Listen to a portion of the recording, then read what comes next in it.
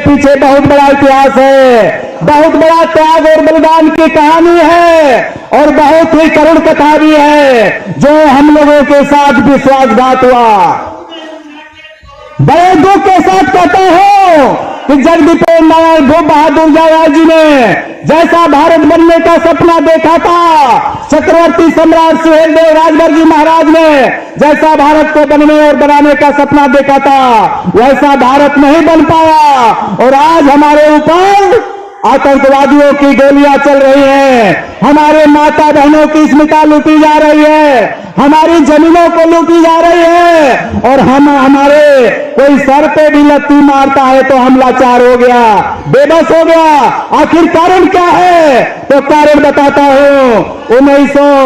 सन 1942 में महाराजा जगदीपेंद्र नारायण भूप बहादुर राय जी ने एक इतिहास लिखा, एक नया इतिहास लिखा। वो इतिहास क्या था? चार्टर अटलांटिक चार्टर सनद, जिसे अटलांटिक समझौता का नाम दिया जाता है।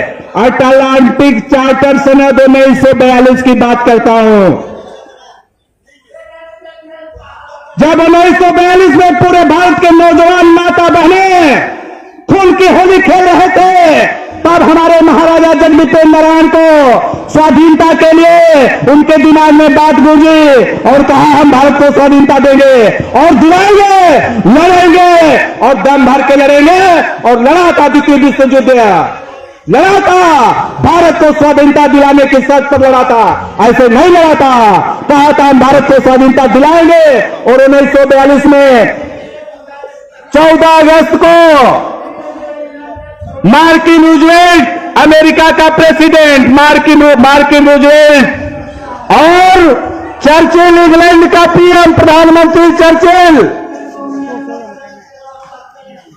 समुद्री जहाज में बैठ करके अटलांटिक महासागर में बैठ करके और एक समझौता किया।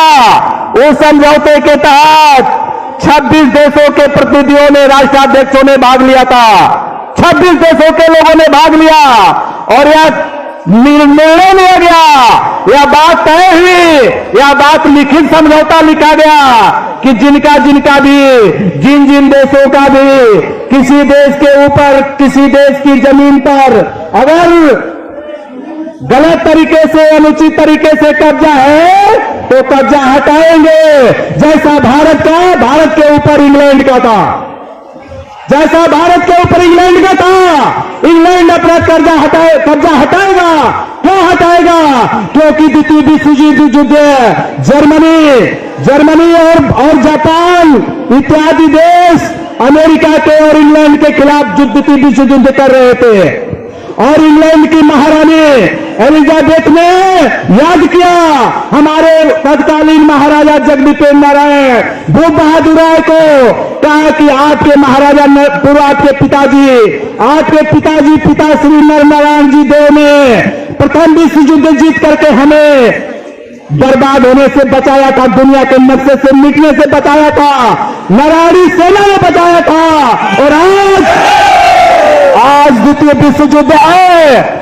अगर आप नहीं बचाएंगे तो भारत का महात्मा गांधी, भारत का नेहरू और भारत का जो है सुभाष चंद्र बोस तो इनकार कर दिया है, कहा है हम कोई सहायता नहीं करेंगे। क्या आप बात जानते हैं? भारत के 2 लाख ब्रिटिश सैनिकों को जब जर्मनी ने यातना देने लगा, गिरफ्तार कर लिया, यातना देने लगा, तो महाराजा जगदीपेंद्र नारायण के आंसू छलक गए। कहा ये सब हमारे भाई हैं, तत्काल इन्हें मुक्त करो। और महाराजा की बात पर उसने मुक्त किया, लेकिन उस सेना को सुभाष चंद्र बोस जी ने ले जाकर के जापान से वार्ता किया, जापान के साथ भी संधि किया, जर्मनी के साथ भी संधि किया और कहा हम ब्रिटेन को हराएंगे। अगर ब्रिटेन हार जाता और जर्मनी और जापान जीत जाता तो भारत के अंदर क्या होता? भारत पर कब्जा करता और जापान निर्लज्ज शासन पद्धति चलाता, बहन बेटियों की इज्जत सलामत नहीं रहती। जैसा कि जापान में सैनिकों को खुली छूट है यौनाचार की, उसी तरह हमारी बहन बेटियों के साथ यौनाचार होता। और ये तो निर्लज्ज शासन पद्धति होती। और जो जर्मनी है, क्रूर गैस के पाइप में मार डालता था, गोलियों से लाइन में खड़ा करके शूट कर देता था और जहर देकर मारता था। वहां का जो है जर्मनी का शासक था हिटलर जो है इस तरह का क्रूर शासन व्यवस्था भारत के अंदर करता। और राणा विजय राजभर जैसा व्यक्ति इस सदन में खड़ा होकर के बोलने लायक का हैसियत नहीं रखता। अगर हम बोल रहे हैं तो हमारे बाप दादा पूर्वज जगदीपेंद्र नारायण भूप बहादुर राय की हैसियत थी और उनके देन है कि आज हम इस दिल्ली की राजधानी पर बोल रहे हैं। महाराजा ने कहा, देखिए भाई, जर्मनी और जापान को हम हरा देंगे, लेकिन भारत से लिखित समझौता, भारत को छोड़ने का लिखित समझौता याद कीजिए। और लिखित समझौता किया था 1942 में, जिसको 1946 में लागू करने के लिए 1946 में लागू करने के लिए कैबिनेट जो है ब्रिटेन की कैबिनेट में प्रस्ताव लाया। चालू हो गया, भारत को आजादी देने का चालू हो गया, क्योंकि भारत गुलाम मुल्क था। और गांधी जी ने कहा था हम सहायता नहीं करेंगे, नेहरू ने कहा नहीं सहायता करेंगे, सुभाष चंद्र बोस ने कहा नहीं सहायता करेंगे। लेकिन जगदीपेंद्र नारायण भूप बहादुर राय ने कहा अपने भाइयों बहनों और अपने राष्ट्र के लिए, अपनी मातृभूमि के लिए हम सहायता करेंगे, हम लड़ेंगे।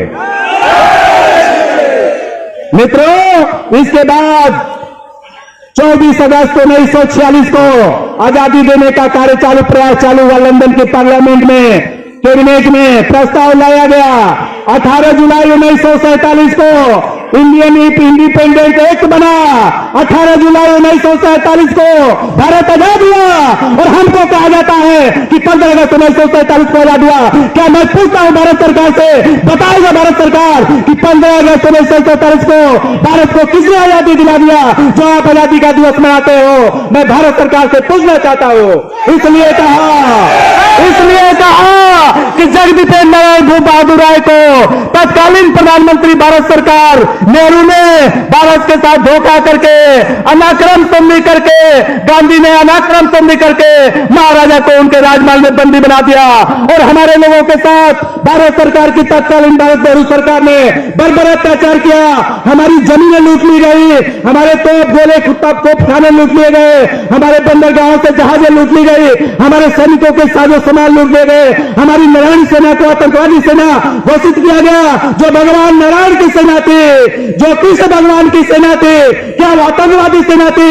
अगर नेहरू जिंदा होते तो मैं उनसे जरूर पूछता, लेकिन आज उनके कब्र से भी पूछने आया हूं कि बताइए नेहरू, भारत को आजादी दिलाने का क्या यही पुरस्कार है जो आपने देख गया?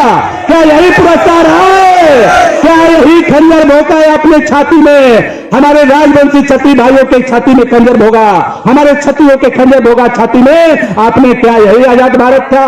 आजाद भारत का यही सपना था?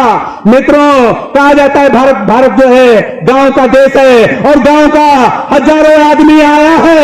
और मैं कहता हूं यह भारत सरकार पर 18 अगस्त 1947 को जब दीपेंद्र नारायण भूप बहादुर राय का वंशज सदन में ललकार रहा है, महाराजा नंददेव रहा है, और सड़क पर राणा विजय राजभर ललकार रहा है कि अगर नहीं मिला यूपी और उस महाराजा को नहीं मिला भारत रत्न पुरस्कार तो 2024 के लोकसभा चुनाव में इस नीम के पत्ते की तरह झड़ जाओगे और पता नहीं चलेगा आपकी सरकार कहां चली गई। मित्रों, हमारे एक मित्र ने कहा था, युवा साथी ने, no UT no vote. Rana Vijay भी कहता है no UT no vote, no UT no UT. मित्रों, आगे काम बढ़ता है।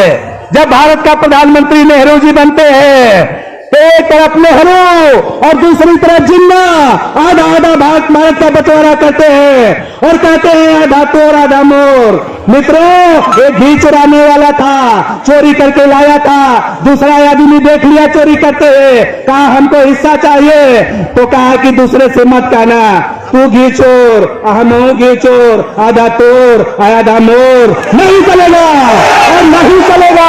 हम सौगंध खाते हैं जगदीपेंद्र नारायण भूबा की, माता चंडी का आशीर्वाद अनंत राय जी के ऊपर है। महाराजा प्रत्यक्ष भगवान है और हमारा वंश है, हम उनका बंदर है। हम लोग इस धरती से कहते हैं कांग्रेस पार्टी का पतन हो गया, हम सब ने किया था ना, आपने ही श्राप दिया था कांग्रेस पार्टी को इसी सदन से जनता की सदन से श्राप दिया था कि कभी भारत की सत्ता में नहीं आएगी। सोच लो मोदी जी, कहीं छत्रियों का मिजाज उखड़ा तो आपका भी कहीं वही हसल नहीं हो। आधा तोड़ आधा मोड़ नहीं चलेगा। आपने कहा था, कांग्रेस ने कहा नहीं दिया, भाजपा ने कहा, प्रधानमंत्री जी गए, गृह मंत्री जी कहे नहीं दिया, अब कब देंगे? सरकार का कार्यकाल पूरा होने जा रहा है, शीत सत्र खत्म होने जा रहा है। महाराजा को आशा दे के ले आके बैठाए सदन में। जब महाराजा बोलते हैं अंतर्राष्ट्रीय मुद्दों पर तो दुनिया सुनती है और हम लोग घरों से फूले नहीं समाते।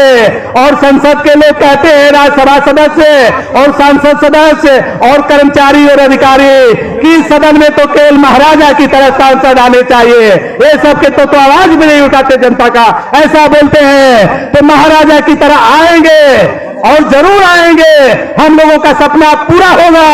और इसी के सम्मान में एक शेर सुनाता हूं, हम लोगों का सपना पूरा होगा।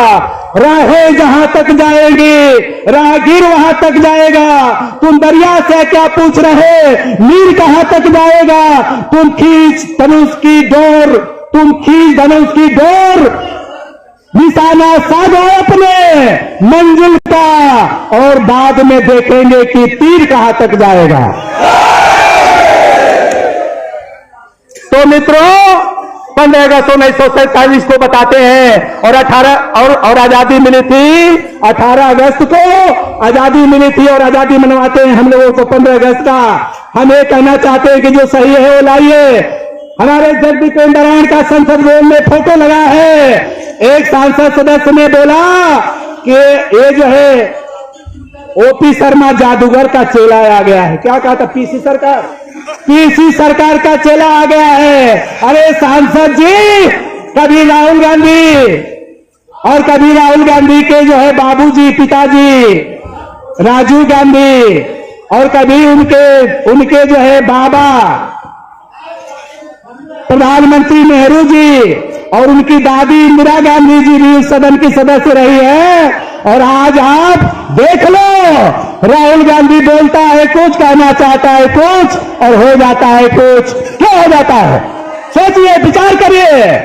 राहुल गांधी बोलते हैं कुछ और हो जाता है कुछ उसी सदन में, क्योंकि उस सदन में हमारे जगदीपेंद्र नारायण भूप बहादुर राय का जो चित्र लगा हुआ है और उसका सम्मान नहीं है। और एक सांसद बोलता है इसी सदन का कि पीसी सरकार का चेला आया है। महाराज ने कहा अभी देखा नहीं है, अभी अनंत के बारे में तुम जानते नहीं हो, अभी तुम केवल सांसद नागेंद्र राय को जानते हो,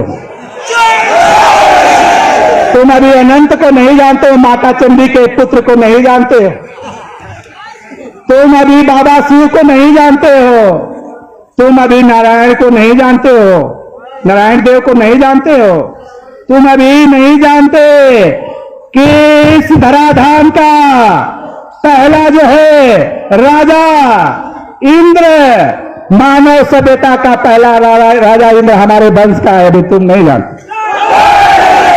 तुम स्वर्ग भूमि के बारे में लगता है नहीं जानते, लगता है कि तुम स्वर्ग भूमि के बारे में नहीं जानते, और तुम अलौकिक शक्तिधारियों के बारे में भी लगता है नहीं जानते।